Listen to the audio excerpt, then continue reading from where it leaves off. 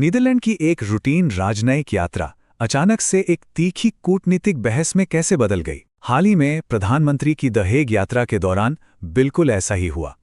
जो एक सामान्य शिष्टाचार भेंट लग रही थी, वो प्रेस की स्वतंत्रता और अल्पसंख्यक अधिकारों को लेकर एक हाई लेवल चर्चा बन गई। आज के इस विश्लेषण में हम इसी जियोपॉलिटिकल टकराव को डिकोड करेंगे। हम देखेंगे कि कैसे पश्चिमी देशों की चिंताओं का जवाब भारत ने अपने 5000 साल पुराने सभ्यतागत इतिहास और ठोस जनसांख्यिकी आंकड़ों के साथ दिया। चलिए शुरू करते हैं। आज की इस चर्चा में हम 5 अहम पहलुओं पर गौर करेंगे। विवाद की शुरुआत कैसे हुई, भारत ने इसे समझ की कमी क्यों कहा, 5000 साल के बहुलवाद का तर्क, भारत का लोकतांत्रिक बचाव और आखिर में अल्पसंख्यकों के ठोस आंकड़े। तो चलिए सीधे पहले पॉइंट पर चलते हैं। पहला हिस्सा, कूटनीतिक कारण, यानी इस पूरे विवाद की शुरुआत आखिर हुई कहां से। तो ये टकराव रातों रात नहीं हुआ। डच अखबार डी वॉक्सक्रेंट की एक रिपोर्ट के मुताबिक डच प्रधानमंत्री रॉब ज़ेटन ने एक बयान दिया। उन्होंने कहा कि नीदरलैंड्स की सरकार को न केवल प्रेस की आज़ादी बल्कि वहां अल्पसंख्यकों के अधिकारों को लेकर भी चिंताएं हैं, जो उनके अनुसार भारी दबाव में हैं। रिपोर्ट में यह भी दावा किया गया कि इन चिंताओं को लगातार उठाया जाता रहा है, और बस यही वो विशिष्ट टिप्पणी थी जिसने इस पूरे भू राजनीतिक टकराव को जन्म दिया। अब आते हैं दूसरे हिस्से पर, ज्ञान का सवाल, और इस पर भारत की क्या प्रतिक्रिया रही। जैसे ही ये टिप्पणियां सामने आईं, नई दिल्ली की तरफ से जो रिएक्शन आया वो बेहद तेज और एकदम सधा हुआ था। विदेश मंत्रालय में सचिव सीबी जॉर्ज ने मीडिया के सामने इसे सिरे से खारिज कर दिया। उनका सीधा सा तर्क था कि पश्चिमी देशों की ये कथित चिंताएं असल में सवाल पूछने वाले की समझ की कमी का नतीजा है। उनका कहना था कि पश्चिमी नजरिया भारत के जटिल सामाजिक ताने बाने और उसकी सभ्यता की गहराई को समझने में अक्सर चूक जाता है। इसी से जुड़ता है हमारा तीसरा पॉइंट, 5000 साल का बहुलवाद, जिसे एक ऐतिहासिक बचाव के रूप में पेश किया गया। समझ की कमी वाली बात को साबित करने के लिए भारत ने अपना ऐतिहासिक पक्ष रखा।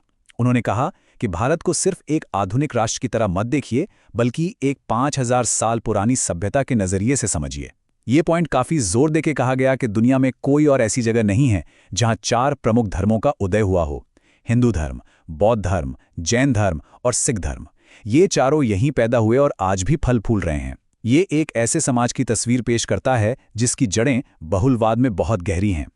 और बात सिर्फ यहीं पैदा हुए धर्मों की नहीं है, दुनिया भर की आस्थाओं को भी यहाँ एक सुरक्षित जगह मिली है।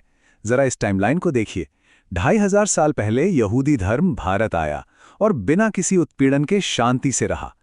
ईसाई धर्म ईसा मसीह के पुनरुत्थान के तुरंत बाद यहाँ पहुँच गया था, और इस्लाम खुद पैगंबर मोहम्मद के समय में यहाँ आया। भारत का तर्क ये था कि वैश्विक आस्थाओं के इस लंबे और शांतिपूर्ण सह अस्तित्व का इतिहास ही उन आरोपों का सबसे बड़ा जवाब है जो कहते हैं कि अल्पसंख्यक अधिकार खतरे में हैं। अब आगे बढ़ते हैं हमारे चौथे हिस्से की ओर, लोकतांत्रिक बचाव, यानी वर्तमान व्यवस्था का तर्क। इतिहास के बाद चर्चा को आज के आधुनिक राजनीतिक ढांचे पर लाया गया।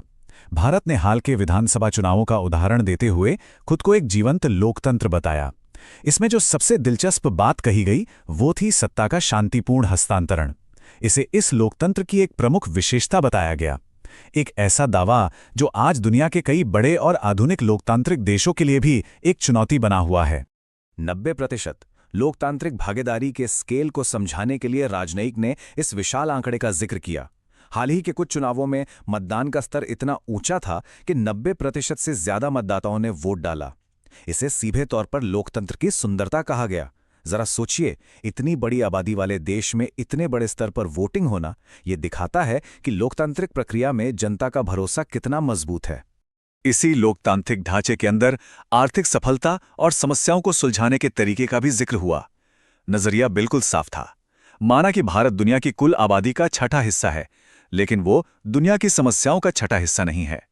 गरीबी दूर करने के लिए भारत ने लोकतांत्रिक प्रक्रिया का रास्ता चुना है, ना कि हिंसा का। इस विशाल पैमाने पर समस्याओं को शांति और लोकतांत्रिक तरीके से सुलझाना ही वो वजह बताई गई जिससे हर समुदाय यहां पनपता है। और अब हम आते हैं अपने आखिरी और सबसे अहम हिस्से पर, अल्पसंख्यक जनसांख्यिकी, जहां कुछ बेहद ठोस आंकड़े पेश किए गए। ऐतिहासिक और लोकतांत्रिक तर्कों के बाद सबसे मजबूत बचाव इन जनसांख्यिकी आंकड़ों से आया।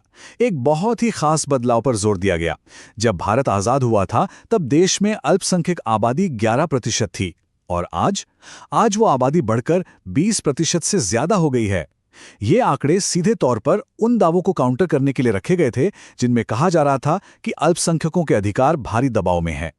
इन आंकड़ों के साथ सीबी जॉर्ज ने एक बेहद साहसिक चुनौती पेश की। उन्होंने पूछा, किसी एक ऐसे देश का नाम बता दीजिए जहां अल्पसंख्यकों की आबादी इस तरह बड़ी हो। भारत के अलावा आपको दुनिया में ऐसा कहीं और देखने को नहीं मिलेगा। इसी डेमोग्राफिक ग्रोथ को भारत की सच्ची सुंदरता के तौर पर पेश किया गया और ये सलाह दी गई कि बेहतर मूल्यांकन के लिए इन वास्तविकताओं को गहराई से जानने की जरूरत है। तो इस पूरी घटना और भारत के इस विस्तृत जवाब को देखने के बाद एक बहुत ही अहम सवाल खड़ा होता है।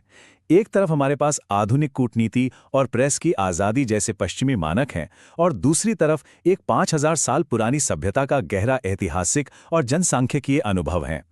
ऐसे में सवाल ये है कि आधुनिक वैश्विक लोकतंत्रों को एक दूसरे को जज करते समय इस गहरे सभ्यतागत इतिहास को कितनी अहमियत देनी चाहिए, इस पर विचार जरूर कीजिएगा। आज के इस विश्लेषण में बस इतना ही।